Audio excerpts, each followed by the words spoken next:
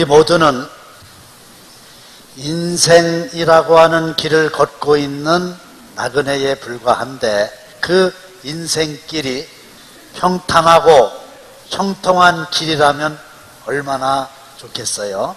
그러나 인생길의 대부분은 울퉁불퉁 돌멩이가 나뒹구는 험난한 길이고 그 인생길은 동서남북 사방이 꽉 막힌 불통의 길이기가 십상입니다. 야곱이 바로 앞에 서서 지나온 자신의 삶을 뒤돌아보며 고백한 말, 지난 130년 동안의 나그네 길이 험악하기만 했습니다. 그랬죠? 나의 금년 한 해 우리 교회와 나라를 뒤돌아봐도 결론은 마찬가지고요. 오늘 본문에 나와 있는 이스라엘 백성들과 여호수아의 형편 또한 마찬가지입니다. 자신의 힘으로는 감당할 수 없는 두려움이 온몸에 엄습합니다. 왜 그럴까요? 첫째, 모세가 죽었어요. 위대한 지도자 모세에 비하면 여호수아 자신은 어린 아이와도 같은데 앞으로 내가 어떻게 이 수많은 백성들을 인도하여 가나안 땅을 정복할 수가 있을까? 막막한 겁니다. 둘째로 이스라엘 백성들의 완고함 때문이었어요. 모세가 어떤 사람입니까? 홍해를 가르고 반석을 쳐서 샘물로 백성들을 먹이고 하늘로부터 만나와 매출하기로 백성들을 먹인 대단한 사람이고 하나님과 직접 대면을 할 정도로 하나님과 친밀한 사람인데 여호수아가 그동안 가만히 옆에서 지켜보며 그러한 모세에게도 툭하면 원망하고 툭하면 불평하고 심지어 돌을 들어 때리고 그런 걸 보면서 이 완악한 백성들이 모세의 말도 안 들었는데 내 말을 과연 들어줄까? 걱정이 많은 거예요. 그리고 요단강이라고 하는 큰 장애물이 딱 버티고 있잖아요. 보리와 밀을 거두는 시기라 요단강물이 범람하고 있어요. 그런데 이 강을, 이 장애물을 어떻게 건너갈 수 있을까? 뿐만 아니라 여호수아는 잘 알잖아요. 무려 40년 전에 자기와 갈렙과 나머지 10명의 정탐꾼들이 가나안 땅을 정탐했었는데 자기하고 갈렙 이외에 무려 10명이 그곳에 가보니까 그 가나안 족속들 전쟁에 능한 사람들이고 기골이 장대하여 그들에 비하면 우리는 메뚜기와도 같습니다. 그랬던 자기가 한 얘기는 아니지만 그 동료들의 얘기가 생생하게 이제 자기의 귀에 맴도는 거예요.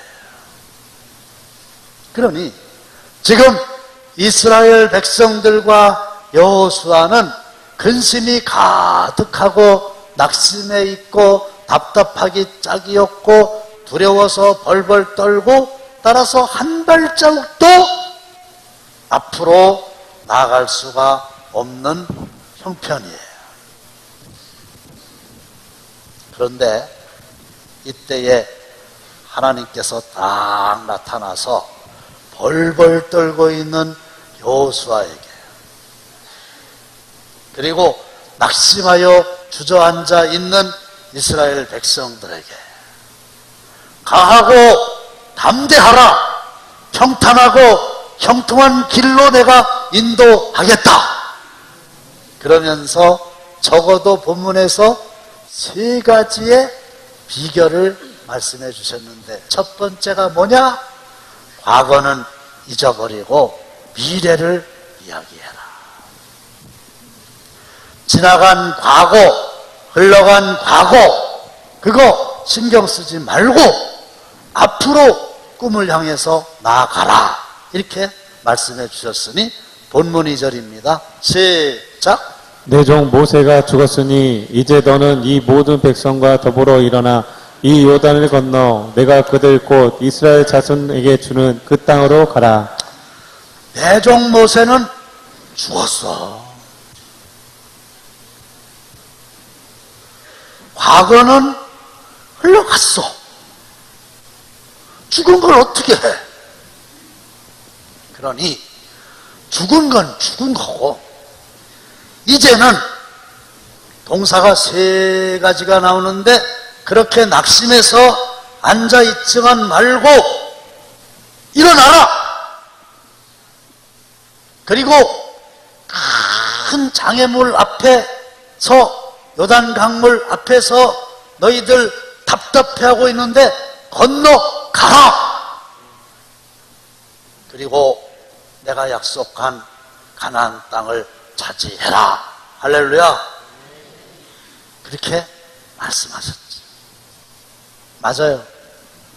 뒤를 돌아다보는 일은 앞을 향해 나아가는데 방해가 될 뿐입니다. 소돔과 고모라가 멸망할 때에 하나님께서 뒤돌아보지 말아라 그러셨는데, 롯의 아내가 뒤돌아보다가 소금기둥 거 아시죠?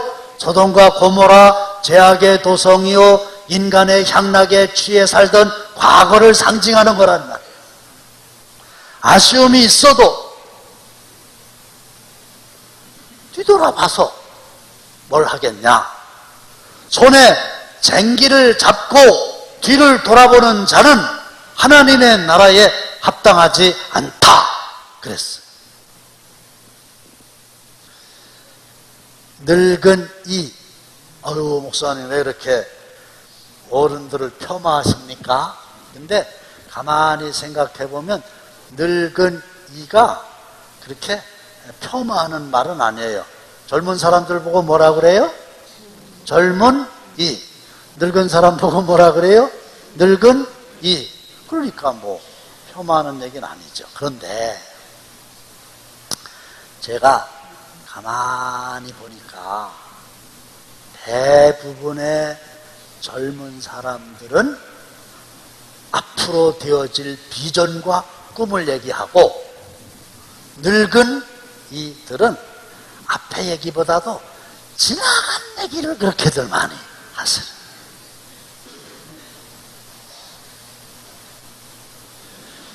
지금은 돌아가셨는데요, 저희 교회 장로님이 계셨는데요, 원로 장로님이셨죠? 이렇게 쭉 하루 이렇게 다니시는 코스가 있는데 그 중에 제 방도 이제 속해 있어요. 그래가지고 제가 있는 날은 이제 제 방에 들어오셔요. 그러면 이제 앉으세요. 이제 차 대접 이렇게 해드리면요, 이제 말씀을 시작하시는데요. 그 말씀은요, 들어보나 마나요. 왜냐하면 그전에도 와서 많이 말씀하셨던 말씀이라 저보고 얘기를 하라고 해도 제가 얘기할 수 있을 정도인데, 어쩌면 생전 처음 하시는 것처럼 막 열심으로 말씀을 하시는데 보면 전부 과거의 말씀만 하시는 거예요. 나쁘다는 게 아니에요. 대부분 그러세요. 근데 젊은 사람인데도 이야기를 했다 하면 과거의 얘기만 한단 말이에요. 그런 사람을 뭐라 그러는지 아세요? 모르시죠? 왜냐하면 국어사전에 없어요. 근데 제가 만들었어요. 진짜. 젊은데 늙은이처럼 맨날 지나간 얘기만 한다. 젊은이. 젊었는데 늙은이야. 근데 어떤 분들은 늙으셨는데도요 눈이 반짝반짝하고 앞으로 할 일을 말씀하시는 분들이 계십니다. 텔레비를 봤더니 80 넘으신 분이 여자 고등학교에 들어가서 공부를 하시대요. 그 입학이 되나 봐요. 80 넘어도. 꿈이 뭐냐 그랬더니 얼른 졸업하고 대학에 진학하는 거라는 거예요. 이분은 연세가 높으셔도 과거 얘기를 하는 게 아니라 앞에 미래를 얘기하니까 그런 분은 또 뭐라고 하면 좋을까요? 늙은이. 늙었지만 젊은이처럼. 맞아요. 과거에 화려했던 영광에만 갇혀 사느라고 앞을 향해서는 한 발짝도 나가지 못하는 사람들이 많아요. 나 서울대 법대야. 국회의원 했잖아. 그래서 뭐 어떻게 하라는 거예요. 맨날 거기에 갇혀가지고 그 얘기만 한단 말이에요. 실패한 것도 마찬가지요. 나 과거에 사업하다가 실패했거든? 그 과거에 실패한 거 뭐 거기 갇혀가지고 앞으로도 실패하라는 법이 있나요? 영광스러운 일이든지 욕된 일이든지 과거는 흘러간 거고 과거로부터는 교훈만 얻고 사랑하는 성도 여러분, 우리 모두는 다 앞을 향해서 미래를 향해서 꿈을 향해서 달려나가게 되시기를 바랍니다. 그 5년 전에 있었던 얘기 자꾸 꺼내면 뭐 하겠다는 거예요.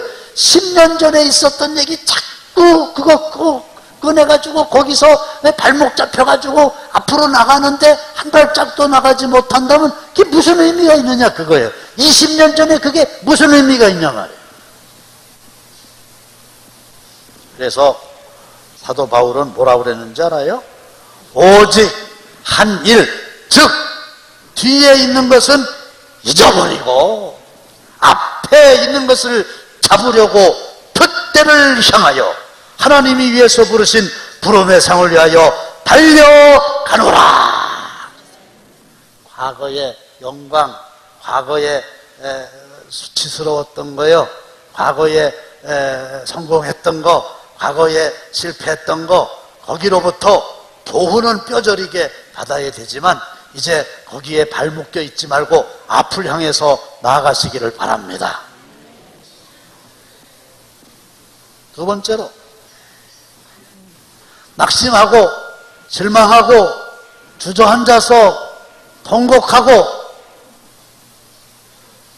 그래서 앞으로 나가지 못하는 여호수아와 백성들에게 하나님이 나타나서 말씀하시기를, 내가 모세와 함께 했던 것처럼 여호수아 너와도 함께 하겠다. 할렐루야. 그러니 너는 나를 믿고 일어나서 건너서 취하라. 그러셨어요. 믿을 신, 생각념, 신념이 있죠. 굳게 믿는 마음이에요. 신념은 그 사람의 행동을 결정하고 신념은 그 사람의 삶을 변화시키는데, 신념은 불치병도 이겨내게 하는 신비한 힘이 있지요. 대한암협회에서는 암 선고를 받은 후, 암 치료를 시작하신 후, 그 본인 환자와 가족들이 알아야 할 14가지의 행동 수칙을 제정해서 발표했는데, 그 중에서도 환자 자신이 가져야 할 7가지 자세, 그 중에서도 첫 번째가 뭔지 아세요? 나올 수 있다는 확신을 가져라. 그거예요.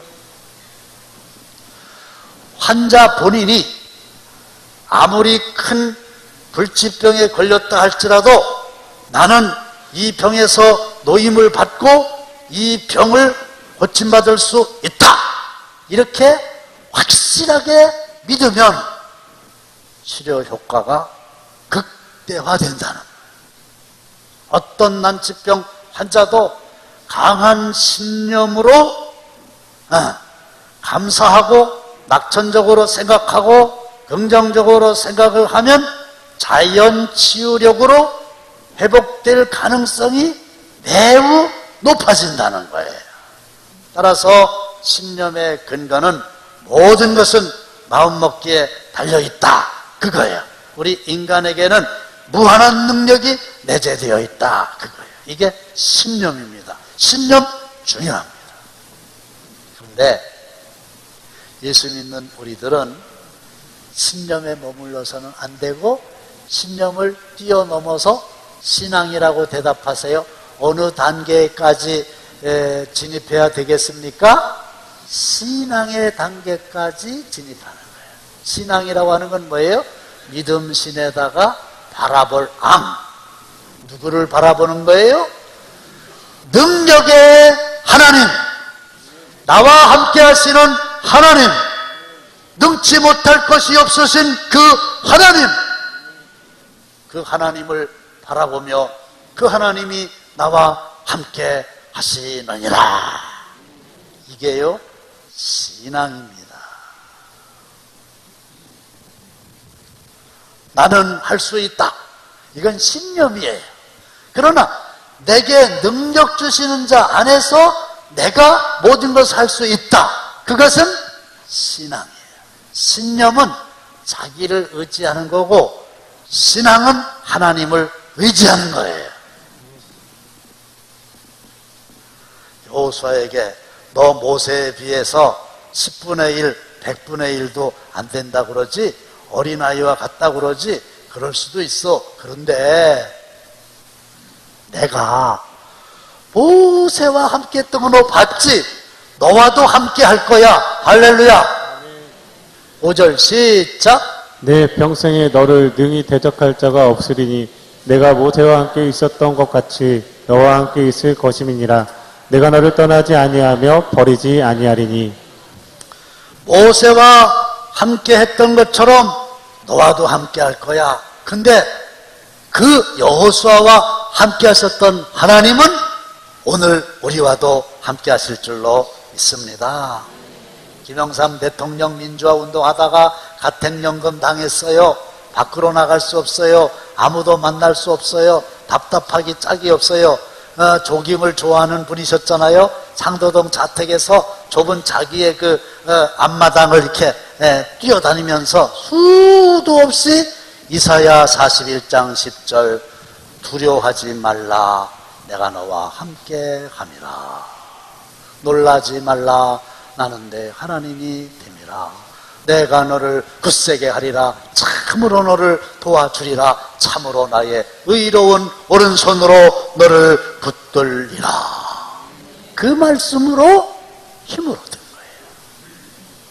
하나님이 항상 함께 하심을 믿고 제발 토끼같이 작은 심장을 가지고 바람소리에도 놀라고 쫓아오는 자가 없어도 도망가는 겁쟁이가 아니라 사자같이 강하고 담대한 심장을 가지고 어떤 큰 문제를 만나도 요동하지 않고 맞서 싸우는 하나님 안에서 믿음의 대장부가 다 되시기를 축원합니다.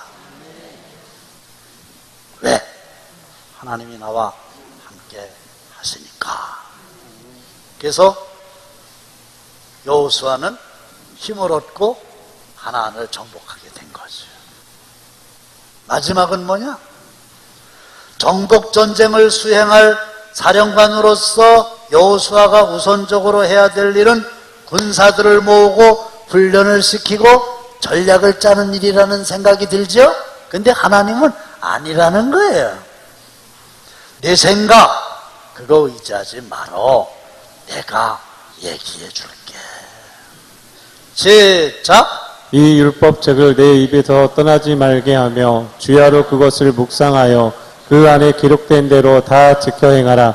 그리하면 내 길이 평탄하게 될 것이며 내가 형통하리라. 내가 너에게 하는 말, 이 율법책에 기록되어 있는 말, 내 입에서 떠나지 말게 하고 주야로 그걸 묵상하고 그 가운데 기록된 대로 다 지켜 행하면 내 길이 평탄하게 되고 내 길이 형통케 될 거야. 알았지? 여호수아가 알았습니다.